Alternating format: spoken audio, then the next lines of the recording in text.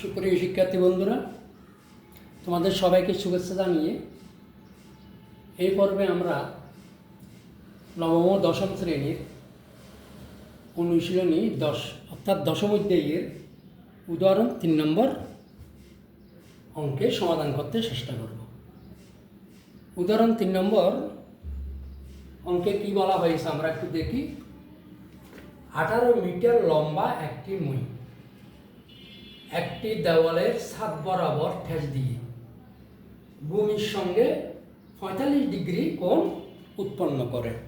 বন্ধুরা, মনে করো এটা একটা মই, এটা একটা দেওয়ালের সাথে এই মইটা করলাম, দেওয়ালের সাথে এই মইটা আমরা এই মইটা এনে ঠেস দিয়ে রাখলাম ছাদ বরাবর।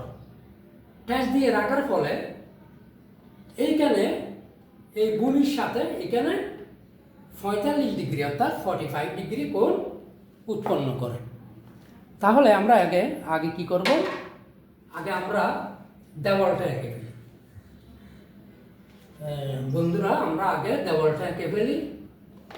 মনে করো এটা একটা দেওয়াল, আমরা এখানে দেওয়ালটা এঁকে ফেললাম। এই দেওয়াল, ঠিক আছে? দেওয়াল, এটা একটা মইটা আমরা দেওয়ালের ছাদ বরাবর আমরা রাখলাম। দেওয়ালে ছাদ বরাবর আমরা ঠেস দিয়ে রাখলাম মইটা। ছাদ বরাবর ঠেস দিয়ে রাখায় এখানে ভূমির সাথে কি হইল? 45 ডিগ্রি কোণ উৎপন্ন করলো। কত ডিগ্রি বন্ধুরা? কত ডিগ্রি? 45 ডিগ্রি কোণ উৎপন্ন করলো। তাহলে আমরা মনে করে এটা দিলাম এ, এটা দিলাম বি, এটা দিলাম সি। এখানে কত ডিগ্রি কোণ উৎপন্ন করছে?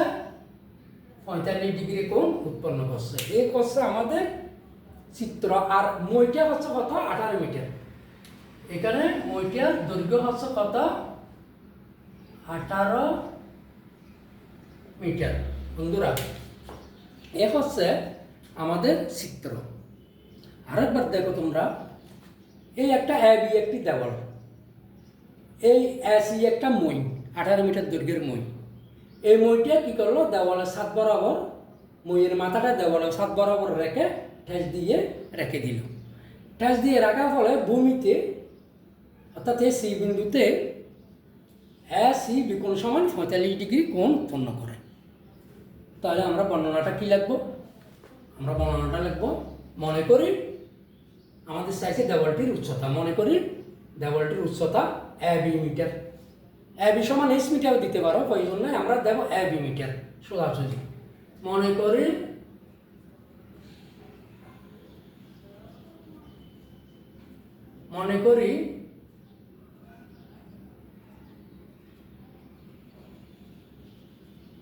দেওয়ালটির উচ্চতা এবি মিটার, ঠিক আছে? মইয়ের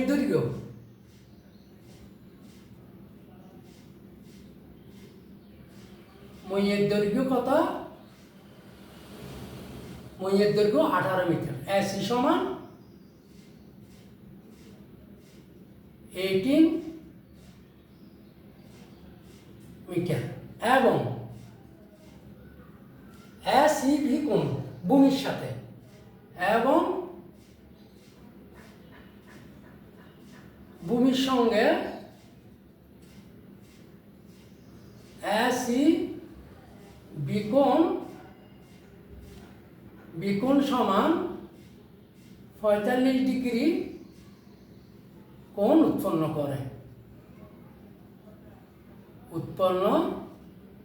করে। আরেকবার দেখো, আমরা দেওয়ালটির উচ্চতা এবি মিটার ধরলাম। মনে করি এই এসি মইটা ঠেস দিয়ে একবারে দেওয়ালের ছাদ বরাবর মাথাটা সাথে রেখে ছাদ বরাবর ঠেস দিয়ে রাখার ফলে এখানে এসি বি সমান 45 ডিগ্রি কোণ উৎপন্ন হয়েছে। 18 মিটার দীর্ঘ মইটা এখানে দেওয়ালের সাথে হেলান দিয়ে রাখা হবে সাত বরাবর। এখন আমরা দেখতেছি এ বি সি, এই ত্রিভুজটি একটি সমকোণী ত্রিভুজ। কিভাবে? এইটা হচ্ছে সমকোণ ত্রিকোণ, যে ত্রিভুজের একটি কোণ সমকোণ তাই সমকোণী ত্রিভুজ, এটা সমকোণ। সমকোণের বিপরীত বাহু হচ্ছে অতিভুজ, আর টিটা কোণ বা সূক্ষ্মকোণের বিপরীত বাহু হচ্ছে লম্ব। আমাদের এই সমকোণী ত্রিভুজ থেকে তাইলে এটা এসিবি এবিসি একটা সমকোণী ত্রিভুজ। আমরা লিখি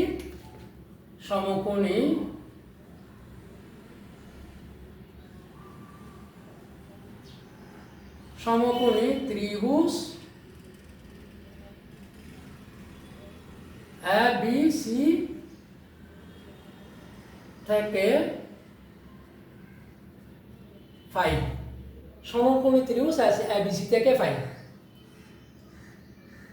কি ভাই আমরা আমাদের বের করতে হবে এবির দৈর্ঘ্য, কারণ দেওয়ালটির উচ্চতা আমরা এবি মিটার ধরছি, এবির দৈর্ঘ্য। আরেকটা তথ্য আছে আমাদের এটা অতিভুজ এসি, তার মানে সমকোণী ত্রিভুজ এটা যদি লম্বা হয় এটা হচ্ছে অতিভুজ, কারণ সমকোণী বিপরীত বাহু অতিভুজ, এটা হচ্ছে ভূমি। তাহলে আমাদেরকে আমরা পাচ্ছি কি লম্ব বাই অতিভুজ। লম্ব বাই অতিভুজ আমাদের কি হয় বন্ধুরা? লম্ব বাই অতিভুজ হয় আমাদের সাইন থিটা। তাহলে লিখলাম সাইন এসিবি কোণ সমান এবি বাই বিএসি, বা সাইন 45 ডিগ্রি সমান এবি বাই এসি সমান কত? 18, বা সাইন 45 ডিগ্রি এর মান হচ্ছে 1/√2, 1/√2 সমান এবি বাই 18, বা এবি বাই 18 আমরা আর গুণন করলে এবি√2 সমান 118, অর্থাৎ 18 গুণ 1 কি হয়? 18,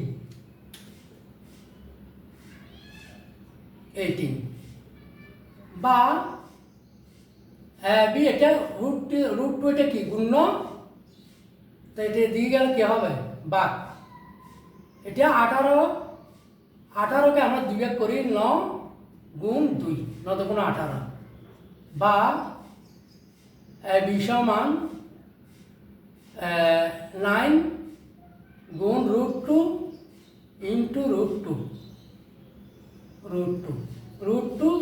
বাঘ, বা বি সমান 9√2। সুতরাং বি সমান 9 ইন্টু √2, আমরা ক্যালকুলেশন করি 9 ইন্টু √2, তাহলে 12.728, 12.728 প্রায়। ঠিক আছে? সুতরাং আমরা এবি সমান পাইছি, এত এবি মিটার কি ধরছিলাম? দেওয়ালের উচ্চতা। সুতরাং দেওয়ালটির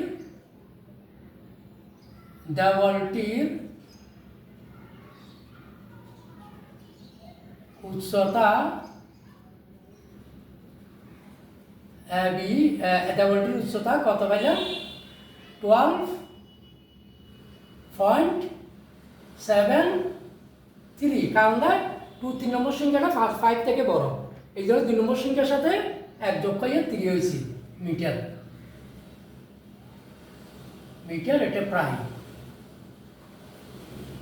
এটা হচ্ছে আমাদের এই উদাহরণ 3-এর আনসার। বন্ধুরা, আমরা সমকোণী ত্রিভুজ থেকে এবি সাইন থিটা নিয়ে পাইলাম, কারণ আমরা এটা লম্ব বাই অতিভুজ পাইছি, সাইন থিটার সাথে যা সম্পর্কিত। সাইন এসিবি সমান AB by AC, sine ACB কত? 45 ডিগ্রি সমান এবি বাই 18, সাইন 45 ডিগ্রির মান হচ্ছে 1/√2 এবি বাই 18, আমরা আর গুণন করছি ab√2/18 পাইছি, এবি বাই 9 গুণ 2 9 গুণ 18, 2কে আমরা √2 ইন্টু √2 বাংলাম, তো √2 কাটা গেল আর 9√2 কে ক্যালকুলেশন করলে 12.7285, সুতরাং দেওয়ালটির উচ্চতা 12.73। আশা করি তোমরা সবাই বুঝেছ। সবাইকে ধন্যবাদ জানিয়ে আমি এই পর্বের ইতি টানছি।